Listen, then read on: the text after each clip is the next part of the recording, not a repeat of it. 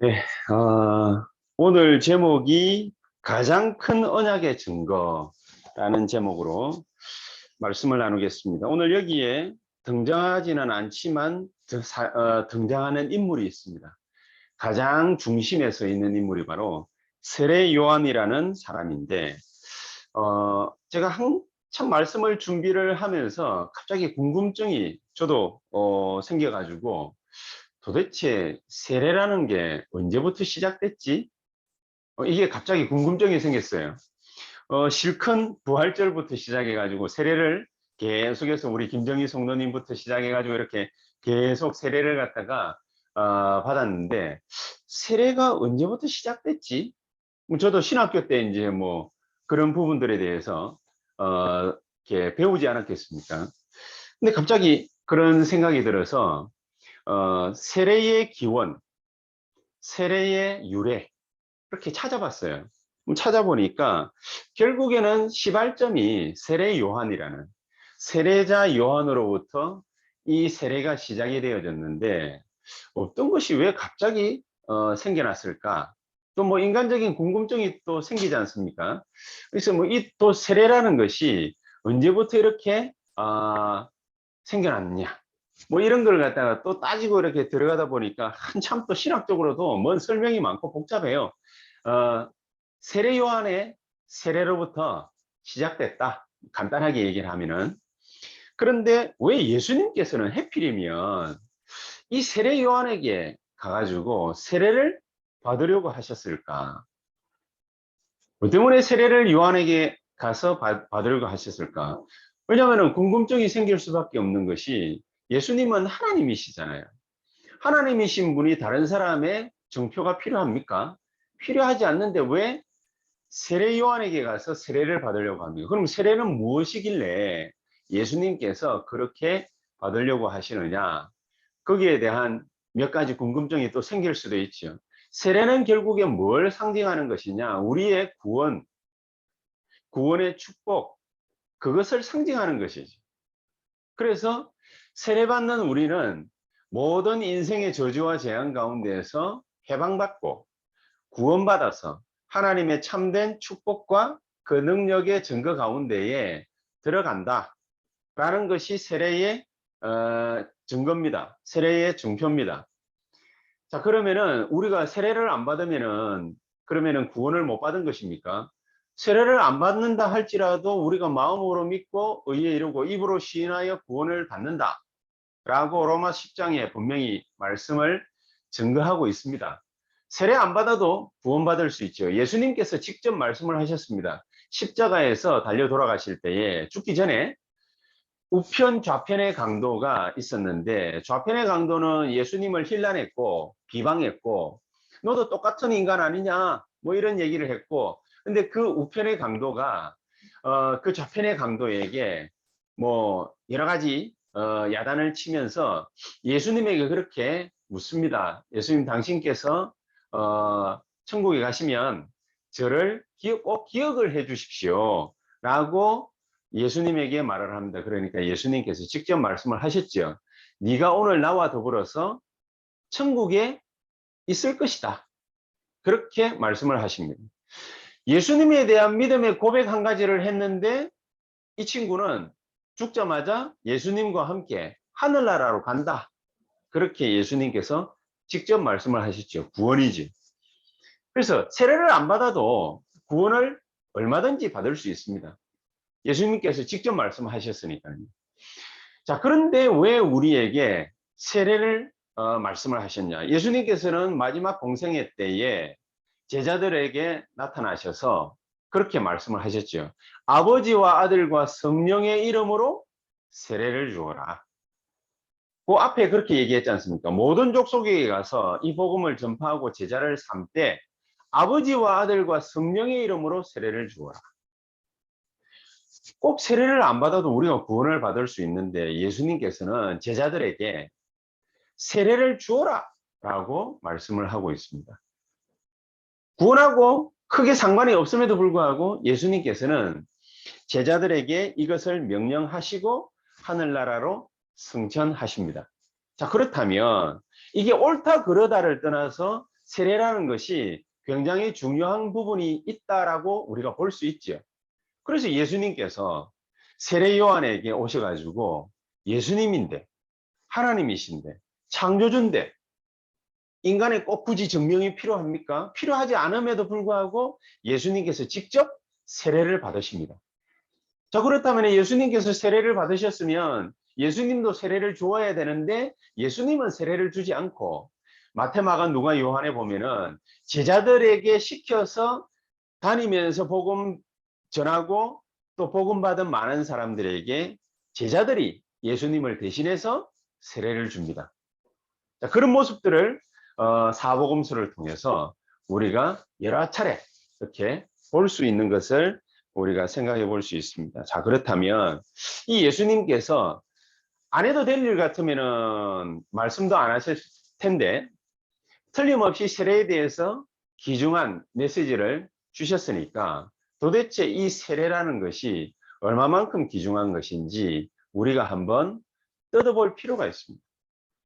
자, 그러면은 세례의 기원이다 어떻다 저떻다 그걸 떠나서 예수님께서 이 세례 요한에게 오셔가지고 너가 나와 더불어서 오늘 하나님의 이 큰 의를 이루자. 마태복음 3장 15절에는 우리가 이와 같이 하여 모든 의를 이루자. 이것이 합당한 것이다. 그렇게 세례 요한에게 말씀을 하시고 세례 요한에게 세례를 받는데 그 위에 성령이 비둘기같이 임했다. 왜 성령이 비둘기같이 임했겠습니까? 이 세례 요한이 마가복음 1장에 그렇게 예언을 합니다. 내가 주는 세례보다도 나는 물세례를 주지만 내 뒤에 오시는 이가 나보다 훨씬 더 크신 분이신데 뭐 크다라는 게 얼만큼 큰지 얘기를 하지는 않았습니다만은 훨씬 더 큰 분이 오시는데 이분이 세례를 받으실 때에 성령이 비둘기같이 임하게 될 것이다. 하나님의 참된 증거가 예수님에게 그렇게 임했지요. 그러면서 예수님께서 세례 요한에게 세례를 받고 이 세례를 받으면서 성령이 비둘기같이 임했는데 그것은 무엇 때문이냐? 나는 물세례를 주지만은 내 뒤에 오시는 분은 성령으로 세례를 주실 분이시다. 그렇게 밝히고 있습니다. 굉장히 중요한 사실은 의미가 있죠. 우리가 구원을 받을 때에 성령의 충만한 역사가 그렇게 벌어지는 것입니다. 근데 나는 뭐 비둘기가 임한 적도 없고 뭐 전기가 찌릿찌릿한 적도 없고 아무렇지도 않은데 내게 정말로 성령 세례, 성령 충만함이 임했습니까? 그렇게 물어보시는 분들도 있어요. 내가 세례를 받을 때 난 정말로 믿음 고백하고 예수는 그리스도의 모든 문제 해결자로 아멘하고 다 했는데 나는 뭐 별 감정의 기복도 없고 아무런 느낌도 없었는데 내가 정말로 구원을 받았다 안 받았다를 떠나서 정말 성령 세례를 받은 것이 확실합니까? 성령 충만 받은 것이 확실합니까? 이렇게 물어보시는 분들도 꽤 많이 있습니다. 또 말은 안 해도 궁금증이 다 있죠. 우리가 예수 그리스도를 정확하게 알고 예수 믿을 때에 우리의 신앙을 고백할 때에 그때 성령이 우리에게 분명히 임하시는 것만은 확실합니다. 성령의 충만한 역사가 임하는 것이 그렇다면 확실하냐? 처음에 예수 믿을 때에 성령의 충만함이 임하는 사람도 있고 또 그렇지 못한 사람들도 있지 않습니까? 라고 질문할 수도 있습니다. 그것은 아마 다른 사람들이 이 부분에 대해서 정확하게 이렇다 저렇다 말은 할 수가 없을 거예요. 본인만 아니까. 근데 성령의 충만한 역사가 어떤 사람에게는 믿자마자 임하는 사람들도 있습니다. 주로 이제 그런 사람들은 어떤 사람들이냐면은 자기가 병들었거나 자기가 정신적으로 힘들었거나 아프거나 또 어떤 큰 문제를 만났거나 이렇게 해서 예수를 탁 믿었는데 성령의 큰 능력의 역사가 있지 않으면은 그 문제가 해결되기 어려운 사람들이 있어요. 이런 사람들에게는 느낌상 뭐가 임하는 것처럼 그렇게 나타나는 것입니다. 그러다 보니까 이런 분들은 성령의 충만함이 임했구나. 이렇게 느낄 수도 있는데, 이제 그냥 보통 사람들은 예수 믿고 나면은 아무런 감정의 기복도 없고 뭔가 변화가 없는 것 같거든요. 그럼 내가 이게 과연 성령 충만함이 내게 임한 것이 확실하냐라고 의심할 수도 있습니다. 의심할 필요는 없고, 지금 오늘 하나님의 말씀을 통해서 우리가 이 부분을 정확하게 믿고 확인하기만 하면 됩니다. 예수님께서는 우리에게 어떤 식으로 성령의 충만한 역사로 우리에게 역사하시기를 원하시느냐. 예수님께서 가셔가지고 세례를 딱 받으셨는데, 세례 요한에게 이 세례의 의식의 의미가 뭔지 우리가 그거를 정확하게 알면 성령의 충만한 역사가 우리에게 임했다 안 임했다가 별로 그렇게 중요한 말이 아닙니다. 왜냐? 우리의 운명이, 우리 김 장로님 기도했잖아요. 우리의 운명이 뒤집어지는 날이기 때문에. 여러분, 우리의 운명이 뒤집어질 정도면은 성령의 어마어마한 역사, 하나님 나라의 큰 임재, 이런 게 없으면 우리의 운명이 뒤집어질 수 있겠습니까? 흑암의 역사를 완전히 깔아뭉개는, 결박하는 그런 역사가 일어날 수 있겠습니까? 하나님의 나라가 우리 가운데에 충만하게 임하고 성령의 역사가 충만하게 임할 때에 나타나는 것이 뭐냐? 출애굽의 역사, 그치? 출바벨론의 역사, 출로마의 역사, 이런 역사들이 일어나는 거예요. 그렇다면 세례라는 것은 어떤 의미를 가지고 있느냐? 이런 엄청난 출애굽, 출바벨론, 출로마의 엄청난 구원의 역사가 이 세례라는 것을 통해서 우리에게 임했다라는 것을 증거로 주시는 것입니다. 그게 정표가 되는 것입니다. 그럼 도대체 그게 얼마나 큰 역사길래 그렇습니까? 1년에 딱 한 차례, 1년에 딱 한 차례, 구약시대에 대제사장이 이스라엘 전체의 저주와 재앙과 죄로 말미암은 저주와 재앙의 문제를 해결하러 성막에 딱 들어가는 일이 한 차례 딱 있는 날이 있습니다. 그게 바로 대속죄일입니다. 이 대속죄일은 이스라엘 전체의 모든 인생이 당해야 될 저주와 재앙, 그것을 한 번에 뒤집어 엎는 그런 엄청난 날입니다. 그래서 그냥 속죄일이라 안 하고 대속죄일이에요. 우리 인생으로 따지자면요, 태어나면서부터 죽을 때까지 지은 모든 죄로 말미암은 저주와 재앙이 있죠. 그거를 한 판에 갈아엎어버립니다.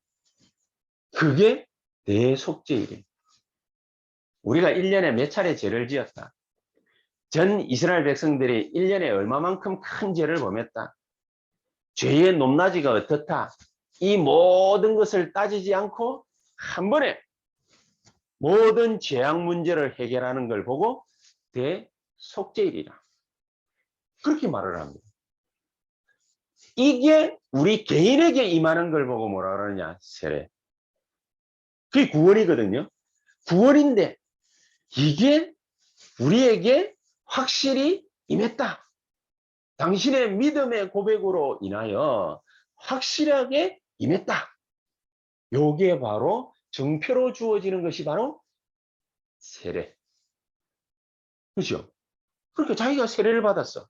믿음 고백하고 세례를 받았어. 아무런 느낌이 없어. 뭐 병이 나은 것도 아니야. 문제가 해결됐는지 확인할 길도 없어. 그런데 내가 이 운명이 뒤집어진 구원받은 하나님의 백성이 확실하다. 라는 정표가 뭐냐? 세례. 그래서 세례를 받는 거예요. 이 세례가 얼마만큼 대단했던지 예수님께서 세례 요한에 대해서 이렇게 말씀을 하십니다. 뭐라고 얘기를 하시느냐면은 이 세례 요한이 마태복음 11장 11절에 얘기하고 있는 것처럼 여자가 낳은 사람 중에서 가장 큰 자라. 가장 큰 자. 그렇게 말한 세례 요한이, 그럼 지구상에서 통틀어서 지금까지가 아니고 앞으로도 다 인간이 낳은 자녀 중에서 제일 큰 자가 누구냐? 세례 요한. 아니, 뭔데 뭐 세례 요한이 이렇게 큰 사람입니까? 사막에 가가지고 꿀이나 따다가 먹으면서 가죽옷이나 말이지 입고 그러지처럼 지내고 하나님 말씀 몇 번 얘기했다고 뭐가 그렇게 큰 사람입니까? 라고 되물을 수 있죠. 그런데 예수님은 마태복음 11장 11절에 이 세례 요한에 대해서 지구상에서 가장 큰 사람, 그렇게 얘기를 합니다. 지구상에서. 지구상에서 가장 큰 사람인데 왜 지구상에서 예수님께서 가장 큰 사람이라고 얘기를 했어요? 대속죄 이래 인류의 모든 죄로 말미암은 저주와 재앙 문제를 깔끔하게 단판에 해결하신 이 그리스도, 이것을 정확하게 나타냈던 존재가 지구상에 세례 요한 이전에 없었고 세례 요한 이후로 없어요. 그래서 이 세례 요한은 인류의 모든 문제를 완벽하게 해결하신 그리스도를 전 세계를 향해서, 모든 인류를 향해서 확실하게 증거한 인물. 그래서 예수님이 지구상에서 여자가 낳은 사람 중에 최고로 큰 사람. 그러면은 어떤 생각이 듭니까? 예수 그리스도가 도대체 어떤 분인지 정확하게 알았다. 그러면은 그런 사람을 하나님은 어떻게 보실까요? 세례 요한만큼 지구상에서 가장 큰 사람. 근데 참 아이러니하지. 유대인들은 예수님이 이런 모습으로 이 지구상에 오실 것이다 라고 얘기해 놨는데도, 성경에 무수히 예언해 놨는데도 예수님이 직접 오셔가지고 말구유에 태어나실 것이다. 왕궁에 안 온다. 말구유에 태어나실 것이다. 그리고 어릴 때부터 비참한 모습으로 자라나게 되실 것이다. 그리고 어떤 모습으로 죽게 되실 것이다. 지 눈 앞에서 다 말씀하시는 것을 그대로 다 보여주셨어요. 다 보여주셨는데도 유대인들은 그분이 예수님인지 몰라. 그 메시아가 예수님인지 몰라. 눈이 완전히 가리워가지고 메시아에 대해서 평생토록 공부했는데, 서기관과 바리새인들은 오히려 예수님을 이렇게 질문했어요. 도대체 넌 무슨 권세를 가지고서 이런 일을 행하느냐? 예수님에게 오늘 질문을 했어요. 그렇죠? 아니, 네가 뭔 권세 가지고 있다고 말이지 계속해서 이래 돌아다니면서 이런 짓을 갖다가 자행하느냐? 넌 도대체 뭔 권세를 가졌냐? 뭐 솔직하게 얘기하면 나는 뭐 서울대 나왔고, 나는 국회의원이고, 바리새인 지위가 그렇거든요. 아무나 바리새인 못 되거든요. 나는 이런 엄청난 권세를 갖다가 내가 가진 낸데, 너는 도대체 어디에서 권세를 갖다가 가져왔길래 네 맘대로 이렇다 저렇다 재단하고 말하고 명령하고 그렇게 하느냐? 그렇게 질문을 하는 거거든요. 실컷 구약 성경에 예언 다 돼 있는데 몰라? 몰라? 눈이 딱 가리워져 가지고. 그런데 예수님께서 그런 바리새인들에게, 그런 서기관에게, 그런 유대인에게 말씀을 하십니다. 오히려 대묻습니다. 그러면은 내가 너희에게 질문 하나 할게. 그 세례 요한이 주는 그 세례는 어디서 와가지고 주는 것이냐? 물어보니까 오늘 여러분들 본문에 읽어보셨죠? 이런저런 이유로 하늘에서 왔다 그러면은 예수님을 왜 인정 안 하느냐 할 것이고, 세례 요한은 예수님이 어마어마한 분이라고 미리 선포를 했거든. 근데 이 예수님을 갖다가 또 인정을 하면은 안 되니까 세례 요한을 부정을 해야 되잖아요. 그러면은 세례 요한을 부정을 해버리면은 또 백성들 찾아보니까 전부 다 세례 요한을 따르는데 자기네들이 돌 맞을 것 같으니까 아예 몰라. 그러니까 예수님께서도 마지막에 그러시죠. 너희들이 말 못하면은 나도 무슨 권세로 이런 일을 하는지 말해줄 수 없어. 그렇게 예수님이 입을 닫아버립니다. 눈이 감겨져 버린 거지. 온 세상 사람들이 눈이 감겨져. 자기네들이 복음 모르면은, 예수님이 어떤 분인지 모르면은 어떤 비참한 인생을 살다가 비참하게 죽을 것인지 거기에 대해서 눈이 감겨져요. 독단적으로 예수만 믿어라? 복불장군이냐? 예수만 믿으라고 그러게? 그래서 법적으로 제재를 가하려고 헌법 뜯어고쳐서, 법률 뜯어고쳐서 이제 통과시키려고 합니다. 국회에서. 오직 예수 그 말 못하게 하려고. 그러니까 법적으로 막 가로막으면은, 그러면은 말 못할 것 같으니까. 뭐 그래도 상관없습니다. 법적으로 제재를 가하고 그러면은 말 못할 것 같지. 그렇지 않습니다. 정말로 하나님이 우리에게 이 복음 아니면은 살 수 없다라는 그 사실을 확실하게 한 사람에게 증거해 보인 것입니다. 그게 누굽니까? 아브라함입니다. 이 아브라함이 처음에는 몰랐어요. 처음에는 모르고 그냥 따라 나왔다가 실컷 고생한, 뭐 때문에 고생하는지도 몰라. 우상숭배하면은 안 된다. 이 말이 무슨 말인지를 몰라. 그래서 그 갈대옥으로 해서 떠나라 말이야. 나와라 말이야. 하나님을 전면 부정하고 하나님을 모른다 말하고 하나님을 발로 차는 그런 영적인 분위기에서 뛰어나와라. 나와서 하나님을 정확하게 알 수 있는 그 길로 들어서라. 그 얘기를 언제 알아듣느냐?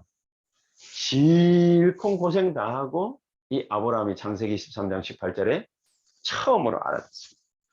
그래서 자기 조카로 또 내보냅니다. 왜냐? 진짜로 필요한 것은 먹고 사는 것을 위해서 발버둥 치는 게 아니라는 것을 어렴풋이 이제 좀 깨달은 거예요.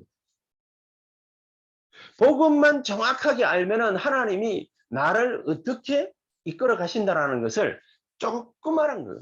그래서 상수리 나무 숲을 아래에다가, 거기다가 나무 아래에다가 단을 쌓고 제단을 쌓고 거기에서 여호와의 이름을 불렀더라. 쉽게 말하면 이제 예배를 회복한 거죠. 예배가 뭔지를 잘 몰랐는데 예배를 회복한 거죠. 예배를 회복하려니까 복음이 정확해야 돼. 복음을 조금 이해를 한 거지. 복음을 조금 이해하고 그리스도의 이름으로 기도를 하기 시작한 거지. 세상 사람들은 잘 모릅니다. 자기가 뭐 때문에 어려움을 겪고 있는지 잘 모릅니다. 우리 대한민국이 지금 국력이 강해져 가지고 수많은 나라에서, 저 아프리카에서, 남미에서, 저 아시아에서, 동남아에서 많은 이방인들이 들어와서 대한민국에서 생활을 하고 있습니다. 돈 벌러 왔습니다. 돈 벌러 와서 발이 닳도록 피땀을 흘리면서 열심히 일해가지고 돈 모읍니다. 그리고서 자기 본국으로 자기 자식들과 자기 식구들 먹여 살리기 위해서 돈 보내줍니다. 자기는 안 쓰고 겨우겨우 뭐 한 끼 때워가면서, 그러면서 엄청나게 많은 도움을 주기 위해서 최선을 다해서 노력합니다. 그런데 어느 날 자기에게 들어닥치는 그 재앙은 막을 수가 없어요. 어떤 재앙이 어떻게 옵니까? 아프리카를 여러분 보십시오. 물 한 모금을 갖다가 제대로 마실 수 없어가지고 전 아프리카 다 말라 비틀어져. 그럼 꾸정물인데 그 물이라도 먹어보려고 무슨 뭐 세렝게티 뭐 이런 데 가면은 동물들이 말이죠. 꾸정물 그거 먹으면서 그러면서 버티고 살고 이래야 하잖아요. 동물도 아닌데 인간인데. 그런데 그 꾸정물 겨우 먹어보려고 막 그걸 갖다가 1시간씩 2시간씩 어떤 애들은요 3시간 4시간 걸어와가지고 꾸정물 조금 퍼가지고 갑니다. 그게 그 하루 일과예요. 그렇게 살아가는 아프리카. 너무너무 비참하잖아요. 돈도 얼마, 하루 뭐 먹고 사는 거 돈도 얼마 안 됩니다. 그 정도로 돈이 없습니다. 그래서 조금이라도 머리가 트인 사람들은 먹고 살기 위해서 강대국이라는 나라들은 막 다 가봅니다. 아프리카만 그렇습니까? 남미도요. 마약 천국이에요. 범죄 천국이에요. 천국이라고 표현이 조금 이상하지만 이런 나라에서 먹고 살기가 힘드니까 한국으로, 미국으로, 유럽으로. 요즘에는 또 어떻습니까? 지금도 러시아하고 아프가니스탄, 우즈베키스탄이 지금 전쟁하고 있잖아요. 그렇게 해서 생기는 게 어떤 게 생깁니까? 난민. 이런 난민들이 전쟁통에 이런 난민들이 유럽으로, 미국으로, 보트피플이라고 그러지. 자그마한 배 하나를 빌려가지고 그거 타고 살려고 대서양을 떠돌고 태평양을 떠돌고 인도양을 떠돌고 지중해를 떠돌고 막 떠돕니다. 그러다가 거기에서 거의 절반 이상은 다 죽습니다. 그런데도 탈출을 하려고 러쉬를 이룹니다. 이런 재앙 덩어리들이 전 세계에 폭풍과 같이 막 일어나고 있습니다. 뭐 우리나라는 뭐 괜찮겠지. 괜찮지 않습니다. 그런 먹고 살기 위한 폭풍 덩어리들이 전 세계를 강타하듯이 우리나라에는 정신 문제가 전국을 강타합니다. 심각하다 안 하다를 떠나서 국민의 절반 가까이가 우울증에 시달리고 있습니다. 돈 좀 벌었다. 그럼 행복해야 되잖아요. 그 행복이 온데간데 없이 다 사라지고 정신 문제가 그 사람을 괴롭힙니다. 너무너무 힘든 인생들을 살아갑니다. 그래서 그걸 회피해 보기 위해서 어떤 사람은 알코올로, 어떤 사람은 도박으로, 어떤 사람은 마약으로, 어떤 사람은 그걸 회피할 수 없으니까 중대한 범죄를 저지르기도 하고 다른 사람을 갖다가 납치하고 죽이고 그거 안 되는 사람들은 자기를 스스로 죽이고 이런 일들이 마구잡이로 막 일어나고 있습니다. 이게 무슨 선진국입니까? 이런 것이 선진국이라면 차라리 선진국 안 되는 게 낫죠. 그런데 먹고 살기 위해서 몸부림을 쳐서 50년, 60년을 나라를 붕황한 나라로 만들어놨는데 세상에나 이런 저주와 재앙들이 개개인에게 막 들이닥치는 것입니다. 그런데 이거를 해결할 길은 단 한 군데도 해결책을 주지 못합니다. 마음이 불안하니까 그러니까 어떤 사람들은요 가부좌 틀로 갑니다. 명상하러, 절로, 또 뭐 요가하는 대로 3단체에서 인터넷상에서 명상 프로그램들 쫙 올려놓습니다. 그게 자기 집에서 명상을 열심히 합니다. 어느 정도 마음에 평안함이 찾아오는 것 같은데 자기도 모르는 사이에 뭔가에 자꾸 또 시달립니다. 왜 시달리는지 모릅니다. 그게 바로 예수님께서 인생의 문제를 해결하러 오신 재앙 문제를 해결하러 오신 것입니다. 그게 바로 이유가 되는 것입니다. 무엇 때문에 구약시대에 대속죄일을 만들어 놨겠습니까? 인간들이 할 일이 없습니까? 먹고 살기 바빠 죽겠는데 예수님께서는 하나님께서는 대속죄일을 만들어서 인간이 절대로 해결할 수 없는 그 문제를 해결하고자 하신 것입니다. 그래서 창세기 3장 15절에 여자의 후손이 뱀의 머리를 상하게 할 것입니다. 안 그러면 안 돼요. 출애굽기 3장 18절에 뱀의 머리를 깨트려서 모든 흑암의 권세를 깨트리고자 하신 하나님이 출애굽기 3장 18절에 양의 피를 흘려서 우리의 모든 죄를 대신하게 하신 것입니다. 그게 바로 피제사입니다. 구약시대의 우리의 구원의 상징이 바로 피제사입니다. 그래서 그거 알고 믿는 사람은 거기에서 그 저주와 재앙 가운데서 해방받는 거예요. 자기도 몰라요. 뭐 때문에 어려움이 찾아오는지. 우리 자식 새끼들 잘 키우려고 막 발버둥치고 몸부림을 치는데 우리 자식들은 내 뜻대로 안 돼. 그래 죽은 삼성 이건희 회장의 아버지죠. 그 이병철 회장이 자기 뜻대로 다 됐는데 자기 뜻대로 안 된 게 딱 두 가지가 있고, 하나는 뭐냐? 골프. 자기 뜻대로 안 된대. 뭐 때문에 안 되는지는 알 수는 없어요. 저도 좀 치보는데 뭐 내 뜻대로 잘 안 되긴 안 되더라고. 근데 두 번째 거, 자기 뜻대로 절대로 안 되는 거. 그게 뭐냐? 자식 농사. 자식 농사는 자기 뜻대로 안 되는. 그 삼성가에 몇 년 전, 5년 전입니까? 미국 뉴욕에 가가지고 그래 공부 잘해가지고 유학하고 있던 삼성가의 딸내미 자살했죠. 그렇게 돈 많은 집 자식이 뭐 때문에 자살을 합니까? 돈 많은데 행복할 거 아닙니까? 근데 왜 자살을 하죠? 자살을 선택했죠. 그렇게 죽는 사람들이 우리나라 아니라 전 세계에 부직이 어마어마하게 많습니다. 왜 그렇겠습니까? 마음의 평화가 없는 거예요. 마태복음 그래서 11장 28절에 수고하고 무거운 짐진 자들아 다 내게로 오라. 내가 너희를 쉬게 하리라. 여러분, 우리가 어떻게 쉼을 얻고 평안을 얻을 수 있겠습니까? 예수님께서 십자가에서 우리가 받아야 될 모든 저주와 재앙 문제를 깨끗이 끝내버리고 해결하신 거예요. 그거를 믿고 우리 마음에 예수님을 영접하는 그 순간 그 문제는 끝나버리죠. 그게 바로 하나님의 자녀가 되는 권세를 주셨다. 그 말입니다. 이 문제를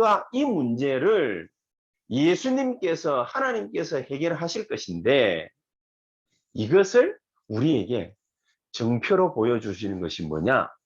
너는 이렇게 구원받은 거야? 새롭게 너는 거듭난 거야? 너는 중생한 거야? 너는 구원받은 거야? 이 정표가 바로 뭐냐? 세례. 그래서 너는 세례받았다. 그 말은 너는 구원받은 하나님의 자녀야. 라는 겉으로 보는 정표인 것입니다. 자, 이 중요한 것을 예수님께서 말씀을 하시고 하늘나라로 승천하실 겁니다. 이 말을 알아들은 120명이 모여가지고 기도하니까 무슨 일이 벌어졌습니까? 갈보리산 언약 모든 문제 해결하셨다. 그 언약을 굳게 딱 붙잡고 이제는 그 언약 붙잡고 기도하는 자에게 하나님의 나라가 이루어질 거야. 그러니까 어디 도망가지 말고 무서워하지 말고 염려하지 말고 걱정하지 말고 예루살렘 떠나지 말고 아버지께서 내게 약속하신 거 그거 기다려. 뭐 하면서 말입니까? 기도하면서 기대하면서 기다려. 그렇죠? 기다리니까 뭐가 임했습니까? 사도행전 2장 1절에서 17절 성령의 충만한 역사가 임하고 나타나게 된 것입니다. 자, 여기 이 자리에 120명이 모인 그 자리에도 없었는데 이것을 영적으로 기가 차게 알아차린 사람이 있어요. 그게 누굽니까? 바울입니다. 이것을 알아차린 다음에 바울은요, 선교하러 나가기 전에 하나님 앞에 간절히 기도합니다. 성령 인도 받기 위해서. 사도행전 13장 1절에서 4절. 심지어 육신적인 게 조금 더 틈타지 못하게 하기 위해서 금식하면서 인간의 여러 가지 발상들이 기어 들어오지 못하게 하기 위해서 금식하면서 그러면서까지 기도한 것입니다. 기도하고 나니까 하나님이 어디로 인도를 하셨습니까? 사도행전 13장 5절에서 12절. 귀신 들린 사람이 있는 곳. 왜? 그 사람이 왜 귀신 들렸겠습니까? 저주와 인생의 재앙 문제를 해결을 못한 거예요. 어떻게 해야 되는지 모르는 거예요. 모르는 그 사람 만나가지고 그 문제를 가지고서 완전히 인간을 사로잡고 있는 그 문제를 바울이 해결하고 나니까 이 모습을 보고서 총독이 눈이 열린 그 나라의 최고의 관리가 눈이 열린 거예요. 그치? 이런 일들이 사도행전 16장에, 사도행전 19장에 바울이 가는 데마다 이제 그런 곳을 찾아갑니다. 사도행전 16장 16절에서 18절 귀신 들린 소녀를 찾아갑니다. 사도행전 19장 8절에서 20절 우상 숭배하는 많은 사람들이 있습니다. 그 사람들을 찾아갑니다. 거기에서 참된 복음, 당신들이 겪고 있는 그 재앙과 저주 문제 해결할 수 있는 방법이 있어. 인생에게는 그 방법이 없어. 그 방법이 뭐냐? 예수는 그리스도다. 모든 문제를 깨끗이 해결하시고 그 예수를 구주로 영접하는 그 순간 당신들은 하나님의 자녀가 되는 거예요. 이 메시지를 한 겁니다. 이 말씀을 받는 수많은 사람들이 이제 드디어 그들 가운데에 진짜 제자들이 로마를 향해서 나아가게 됩니다. 그때에 하나님께서 이 엄청난 축복의 메시지를 받았는데 하나님은 무슨 사건을 터뜨리고 무슨 일을 터뜨리느냐. AD 70년경 하나님이 한 가지 일을 벌이십니다. 로마에다가 저 유대 나라, 예루살렘부터 시작해서 저 유대 나라 없애버립니다. 로마의 완전 속국을 만들어요. 그리고 모든 유대인들, 후대들 싹 잡아가지고 전 세계에 내다 팔아버립니다. 유랑민족을 만들어버려요. 아니 복음 전해야 되는데 하나님은 왜 우리에게 이런 무시무시한 일들을 벌이시지? 왜 우리가 복음 받았는데 우리 후대들은 이런 일들을 당해야 되지? 이런 일들을 겪어야 되지? 너무하신 거 아니야? 하나님 정말로 살아계신 거 맞아? 어떤 사람들은 그렇게 얘기를 하는 사람들이 많이 있었습니다. 그런데 그 가운데 어쩔 수 없이 노예로 팔려가 속국당했습니다. 그렇게 끌려간 렘넌트들 중에서 바벨론의 렘넌트 다니엘과 사드락 메삭 아벳노고와 에스더처럼 왜 우리가 포로되어 왔고 전쟁통에 속국당해가지고 이렇게 유랑민족이 되었는지 노예로 팔려왔는지 그 이유가 확실히 깨달아졌다. 렘넌트들 중에 하나님은 서밋을 만들었다. 그렇게 해서 250년 만에 로마를 뒤집었어요. 여러분 우리가 가진 것이 없어서 세계복음만 못하는 것이 아닙니다. 우리가 가진 것이 있어서 배운 것이 있어서 세계복음을 하는 거 아닙니다. 하나님은요 저와 여러분들 세계복음화 할 모든 길들을 하나님의 절대 주권을 가지고서 계획을 다 세워놓으셨어요. 내가 뭐 먹고 살면 좋겠습니까? 내가 어떻게 살면 좋겠습니까? 내가 이런 일을 당했습니다. 내가 저런 일을 겪었습니다. 이런 위기가 나에게 찾아왔습니다. 걱정하시지 마시기를 바랍니다. 왜냐? 그게 바로 하나님의 뜻입니다. 아니 내가 이렇게 고난당하는 것이 하나님의 뜻입니까? 예, 뜻입니다. 내가 이렇게 죽음을 갖다가 목전에 두고 있는 것이 하나님의 뜻입니까? 예, 하나님의 뜻입니다. 내가 이렇게 고통당하다가 죽는 것이 하나님의 뜻입니까? 그렇게 죽어야 된다면 그게 바로 하나님의 뜻입니다. 아니 그러면 하나님의 얼굴에 똥칠하는 거 아닙니까? 아닙니다. 그럼 뭐가 하나님의 뜻입니까? 그게 하나님의 뜻이라니까요. 아니 우리가 죽는 게 무슨 하나님의 뜻입니까? 우리의 죽음으로 말미암아 하나님은 절대로 자기의 위엄을 영광을 포기하시는 분이 아니셔요. 하나님은 초대교회의 순교자들의 모든 발걸음을 통해서 로마를 250년 만에 뒤집어 버렸어요. 저와 여러분들이 죽어야 되는 위기에 놓여져 있다면 죽는 것이 하나님의 뜻입니다. 왜냐?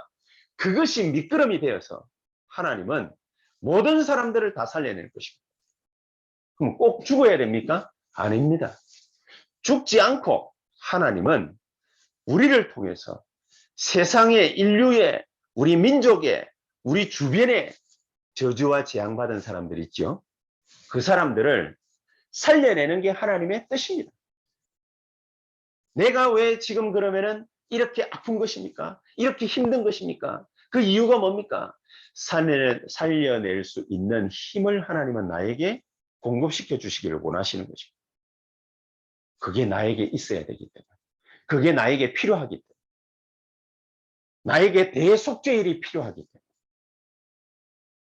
하나님은 단순하게 우리가 재앙 하나를 갖다가 벗어나고 할렐루야 하면서 따뜻한 밥 먹고 좋은 음식 먹고 좋은 데 가가지고 즐기고 이런 모습들을 가지라고 갖추라고 우리에게 복음 주신 것이 아니라 내가 이 축복의 복음을 받고 이게 어떤 것인지를 알고 깨닫고 누리면서 내 주변에 있는 사람들에게 이 복음을 알게 하게 하시기 위해서, 복음 증거하게 하시기 위해서 하나님은 잠시 잠깐 나를 축복하실 수도 있고 응답하실 수도 있고 위기에 내몰 수도 있고 문제를 만나게 할 수도 있고 어려움을 겪게 할 수도 있고 두려움에 사로잡히게 할 수도 있습니다. 하나님은 진짜로 우리에게 뭘 원하시느냐? 나에게 이 복음으로 충만케 되기를 원하시고 이 충만한 복음의 증거를 가지고서 복음이면 다 된다. 다 끝났다.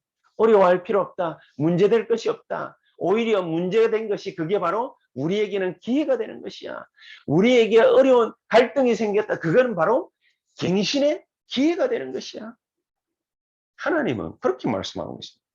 그래서 다윗은 그걸 딱 깨닫고 내가 이 사망의 음침한 골짜기로 다닐지라도 해를 두려워하지 않는다. 해가 올 수 있어요. 그죠? 사울 임금이 자기를 늘 죽이려 했거든. 해가 올 수 있어요. 심지어 자기 아들 압살롬이 자기를 죽이려고 했잖아요. 해가 올 수 있어요. 해를 두려워하지 않는다. 왜냐? 하나님의 사명이 다윗에게 끝나기 전까지 다윗은 절대로 죽지 않는다. 바로 그겁니다. 우리는 죽을 수가 없어요. 왜냐? 우리의 사명이 끝나기 전까지. 죽을 존재가 아니에요. 그럼 뭐 때문에 이렇게 어려움을 갖다 우리에게 주십니까? 이런 날카로운 일들을 갖다가 왜 우리에게 만나게 하시는 것입니까? 증거 주시려고. 여러분 그냥 뭐 우리가 뭐 하루 삼시세끼 잘 먹고 잘 살았습니다. 그게 무슨 증거입니까? 파도같이 막 인생에 뭡니까? 막 격정이 막 옵니다. 여정이 순탄치 않습니다. 그러는 것들 통해서 어려움이 탁 왔는데 뭐 그건 별거 아니야. 왜냐? 오직 예수. 이러고 있는데 진짜로 그 문제가 내 힘이 아닌 하나님의 능력으로 해결이 탁 됐어. 이야 감사하구나. 이러고 있는데 하나님이 나처럼 어려움을 겪은 사람을 내 앞에다가 툭 갖다 놓는 거예요. 당신 걱정 안 해도 돼. 왜냐? 예수 그리스도께서 모든 문제, 모든 재앙, 모든 저주 다 없이했으니까.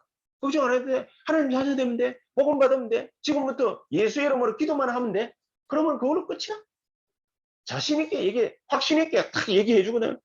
그럼 그 사람이 만약에 하나님이 예비하신 사람이었어. 복음을 탁 받았어. 무슨 일이 벌어지겠습니까? 이게 237 나라의 모든 렘넌트들에게 파고 들어가야 돼요.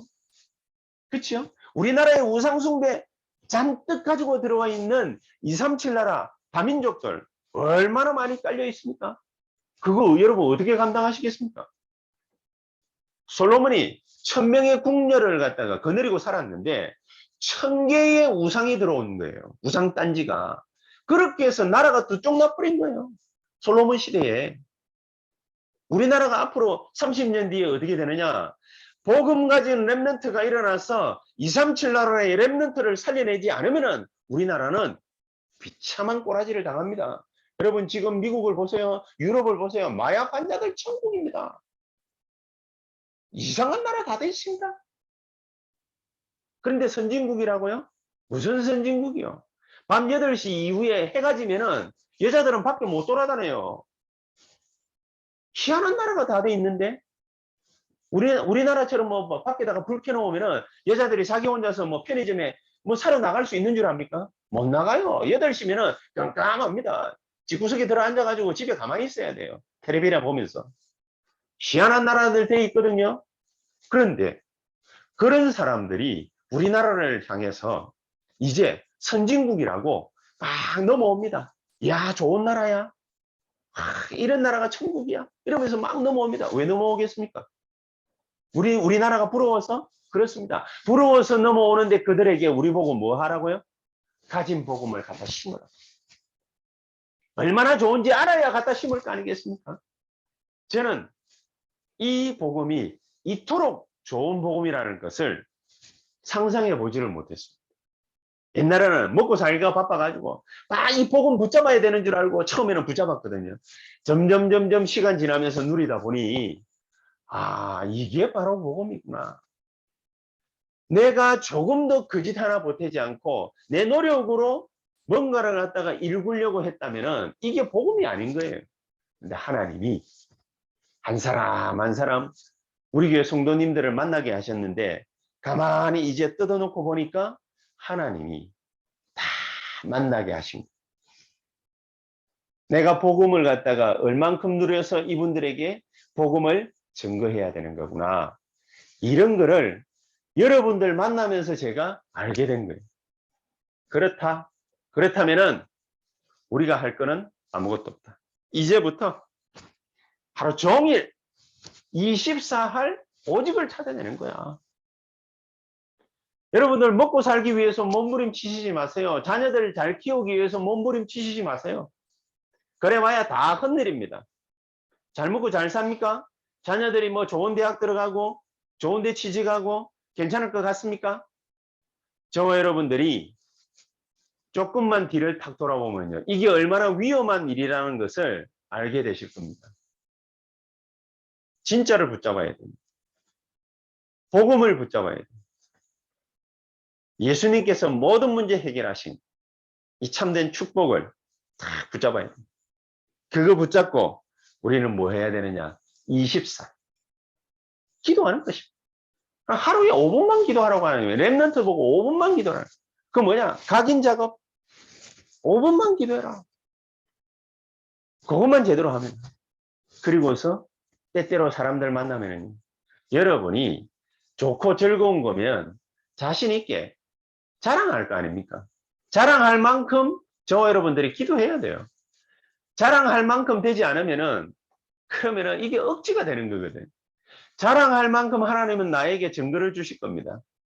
뭔가 문제라는 것을 가장하여 이 정도구나. 이 복음이라는 게 이 정도구나. 정말로 좋은 것이구나. 그래. 기도는 노동이 아니야. 고통이 아니야. 기도는 행복한 거야. 그렇게 되게 돼 있습니다. 그러면서 우리 자신이 치유받는 것입니다.